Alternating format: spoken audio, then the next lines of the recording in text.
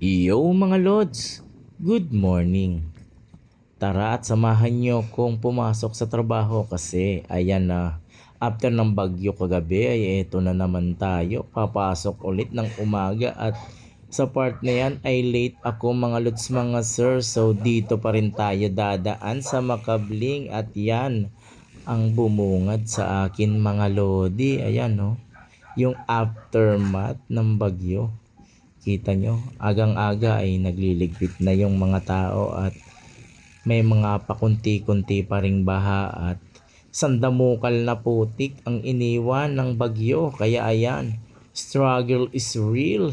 Medyo makunat yung daan kasi yung putik. Lumulubog ang ating gulong dyan at ayan, bubungad sa atin ang medyo bahang daan mga lods mga sir. Ayan no, ipon na ipon yung tubig mga lods. Pero sa part lang naman yan, mamaya pa yung medyo bahang baha ng putik mga lods. So tuloy tayo dyan mga lodi, tingnan nyo. Ang daming kalat ang iniwan ng bagyo kaya no choice, talagang maagang gigising ang mga tao dyan. Tingnan nyo naman sa daan oh. Nagkalat ang basura mga lodi. Tingin ko ay kasalanan din natin to kasi aminin man natin sa hindi ay marami sa atin ang walang disiplina mga lods. Kaya sana maging aral na to sa atin ano. Ayan no, siguro nagkanda bara-bara yung mga drainage sa atin mga lods. Kaya ang bilis magkaroon ng baha kasi sa dami ng basura mga lodi. Kaya ayan, dire-diretso tayo dyan mga lods. So sinusundan ko tong e-bike na to kung saan pupunta, pero ako chill lang dyan kasi ang hirap pagjakan pag nasa putikan ka mga lodi oh. 'Di ba? Kahit sino naman dyan ay talagang mahihirapan sa sitwasyon na yan mga lods. Talagang kitang-kita yung resulta ng napakatinding baha mga lods. Kagabi pala ay kahapon pala ay sa part na yan eh hanggang dibdib na ang baha mga lodi at nahirapan akong dumaan dyan oh. Tingnan nyo naman. Talagang sulit na sulit yung iniwan ng bagyo. Sana ay makabangon agad yung mga taong apektado ng baha. Lalong-lalo na yung mga taga Bicol na sobrang naapektuhan na hanggang ngayon ay talagang baha doon sa lugar namin mga lods. Kaya syempre pray na lang tayo at heto na naman tayo mga lods sa mga tira-tirang baha dito.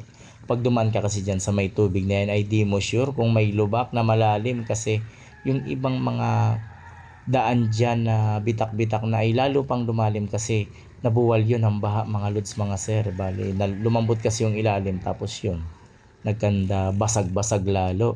At ayan no, kita nyo naman yung mga itinatapal ditong mga graba parang useless din mga lods mga sir kasi pag may konting ulan lang ay wina-wash out niya yung mga graba. Ayan, kitang-kita nyo naman, di ba? So ano na Makabling, anong gagawin natin dito sa ganyang sitwasyon ano? Kita nyo naman, dapat isinesemento na yung daan na yan mga lods mga sir oh. Yan, pag mainit ay effective yung graba pero pag ganyang mga may baha ay wala kang magagawa dyan mga lods mga sir. Talagang itataboy yan ng tubig na galing sa baha. Kaya ayan no, nasa gilid na yung mga graba at tatapalan lang din yan ulit mga lods mga sir oh. Grabe yung putik na iniwan nila mga lods. Kaya kahit yung motor hirap magpaandar dyan kasi talagang maganit at lumulubog yung gulong nila mga lods mga sir oh. Kitang kita nyo naman. Sa part na to ay dito talaga ako nag-struggle kasi grabe yung ragasan ng tubig dyan mga lods mga sir. Tingnan nyo oh, bitak-bitak na yung daan at kawawa naman yung nakatira dyan mga lods. Yan yung nabidyohan natin nung una na lumalabas yung tubig kasi talagang rumagasa yung baha dyan sa part na yan. At ayan oh, anliputik mga idol. Paano tayo dadaan dyan no? Lalo lang tayong malulubog dito mga lods mga sir no. Kaya naka low gear tayo dyan kasi pag nag high gear ka dyan, kawawa, hindi mo mapapadyakan basta-basta yan mga lods mga sir. Para kang nasa buhangin no. Kita nyo naman at ang masisipag nating kaparehas nating manggagawa ay ayan, bike to work pa rin, ano? Bike to work is life kahit dinaanan tayo ng bagyo kasi no choice naman mga lods mga sir. Diyan ako napadaan mga lods mga sir kasi yan yung pinakamalapit na daan kasi kung dadaan pa ako dun sa kabila ay medyo malayo at same situation lang din ang madadatnan mo. Sa dami ba naman ng mga punong natumba, oh, kita nyo yan? Talagang naglilinis sila at naglilimas ng maaga kasi kawawa talaga yung mga naapektuhan ng bagyo. At ayan na, nandito na tayo sa may tulay at sa expressway, no? Sa taas niya na expressway mga lods mga sir, at nandito bubungad sa atin ang unli traffic mga lodi. Ayan, kasi sandamukal na putik ang bumungad dito.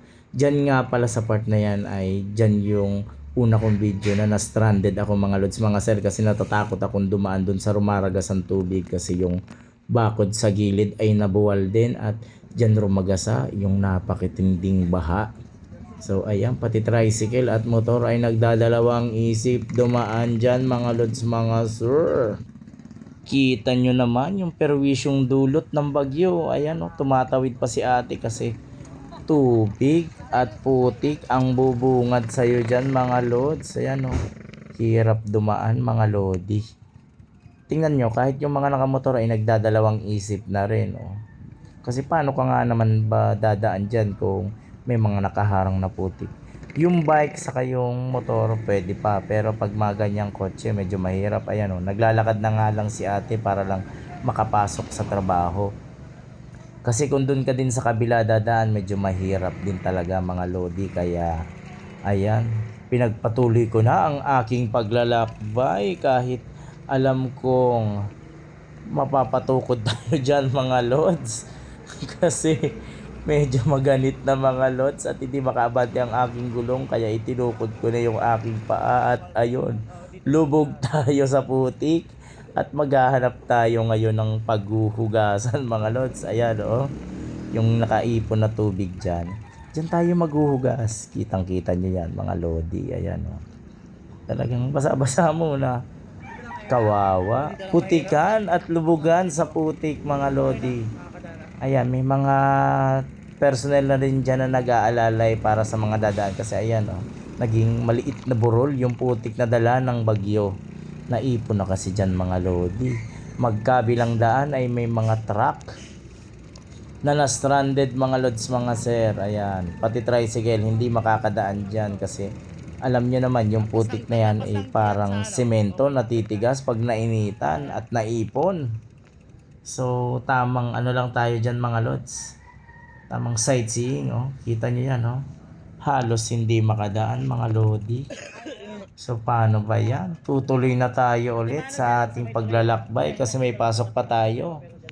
Medyo malilate na ako dyan mga lods mga sir. Bali, time check dyan ay 5:50 na yan mga lods mga sir. Maliwanag na, kita nyo naman, oh.